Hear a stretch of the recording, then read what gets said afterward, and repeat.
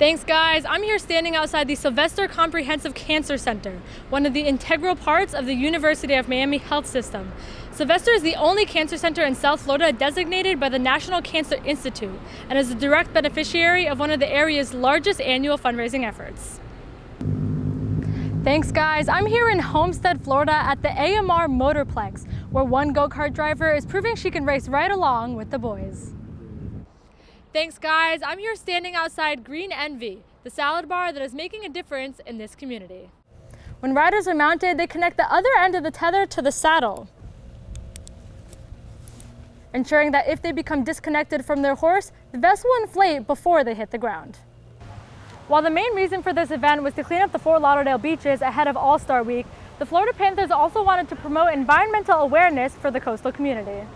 This is the finish line where all of this year's events will end for this year's Dolphins Challenge Cancer Initiative. But for Lisa, the fight against cancer is far from over. While Erica is super competitive and fights for wins on the track, she also fights off the track for equality in the sport.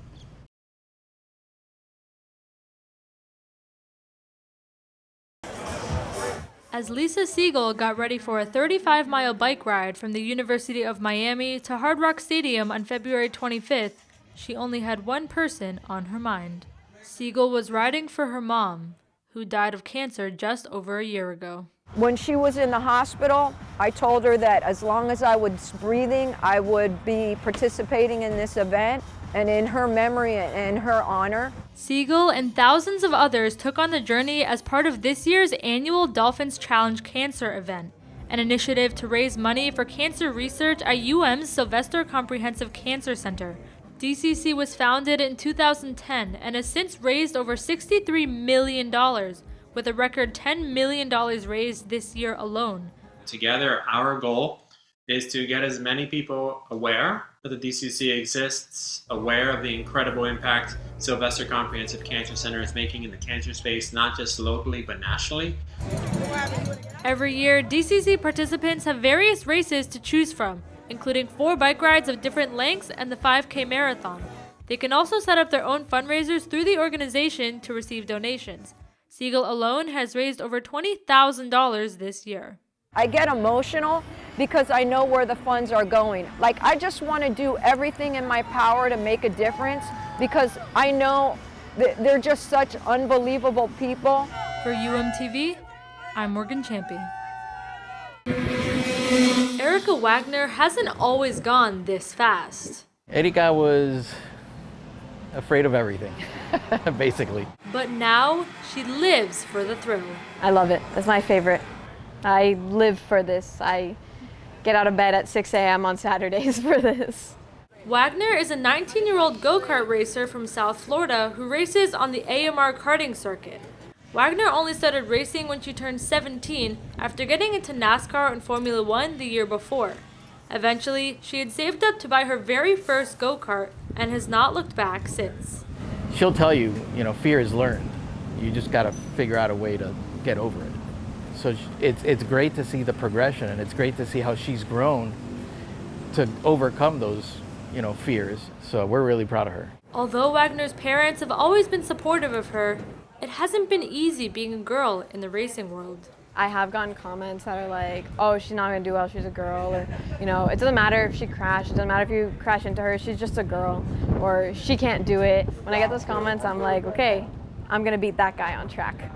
Because I like to settle it on track. It says that, if I can do it, you can do it. And nothing's stopping me, and nothing should stop you either. If you really want it, you should follow it. And that's what I think that people should be taking from her. For UMTV, I'm Morgan Champey.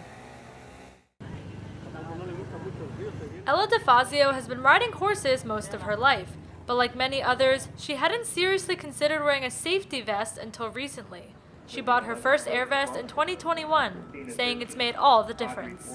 I got it because I was at a horse show and I had a pretty bad round where I crashed through a jump and it just didn't go in my favor. So I realized that I think getting a safety vest would probably be for my confidence too. I'd feel a lot better, more comfortable going in and competing better if I knew I had that safety with me. In recent years, the equestrian community has seen a jump in the number of people wearing these airbag-style safety vests.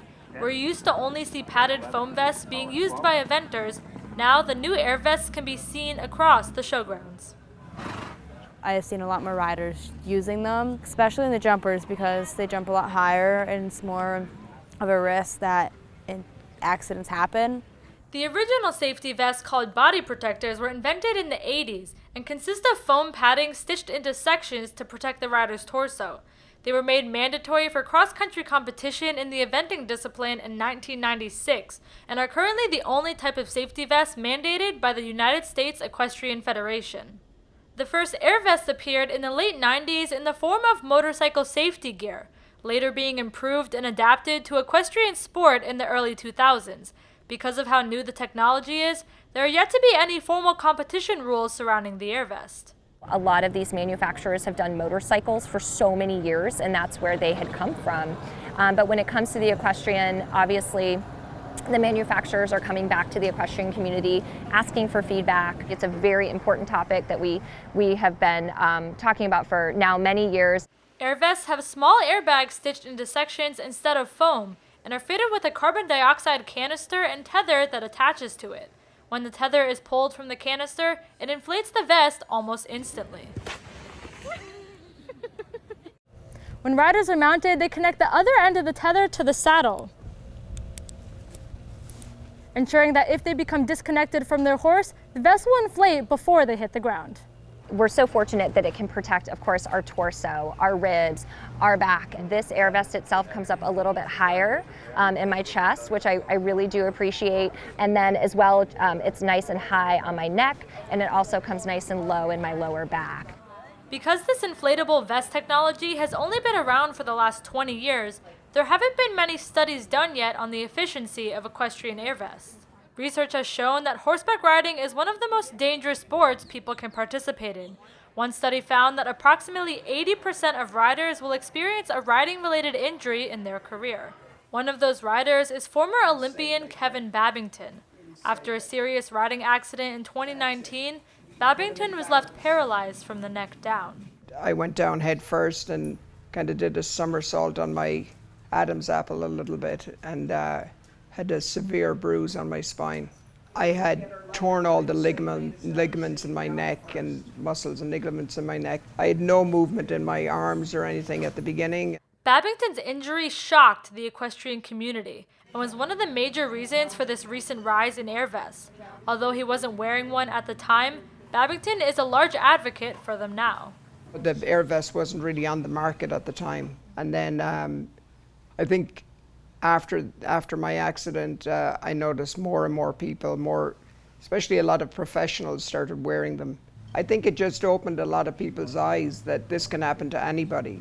I think if I hadn't been the one to have the major accident and sort of help bring air vests to the forefront, I still would have been the person who would have definitely ridden in one.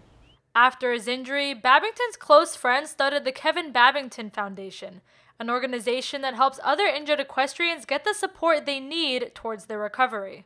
One of the most important things is for the foundation is trying to promote awareness of the different treatments out there for treatments, care, preventative information.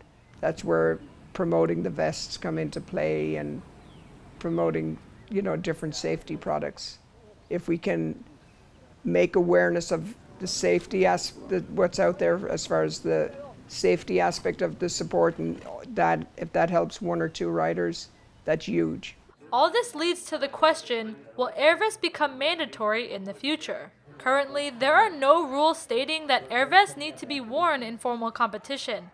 Aside from eventers being required to wear body protectors in cross-country rounds, the 2023 USCF rulebook states that any exhibitor may wear a protective vest, either body protecting or inflatable, specifically designed for use in equestrian sport, in any division or class without penalty from the judge. And there are many reasons why not everyone wants them to be mandatory yet.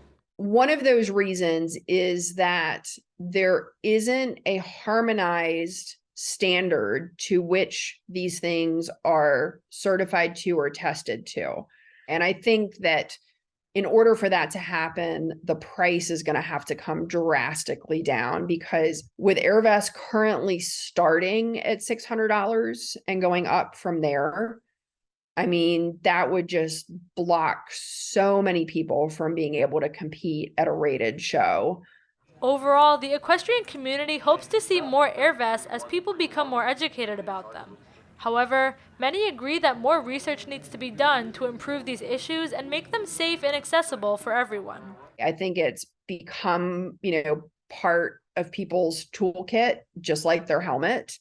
So I think we'll see it continue. I think we'll, continue to see the technology evolve. I definitely see it becoming much bigger in the future as more people use them and people realize that they're good, and especially if professionals continue to use them as they are and they promote them. These are fairly new in the equestrian sport. We know that there are a lot of people out there who still aren't quite sure or maybe are on the fence. I encourage everybody to please have an open mind, because even if it's the smallest of injury that can be prevented, it's worth it to keep you in the saddle, in the tack, and thriving in this sport.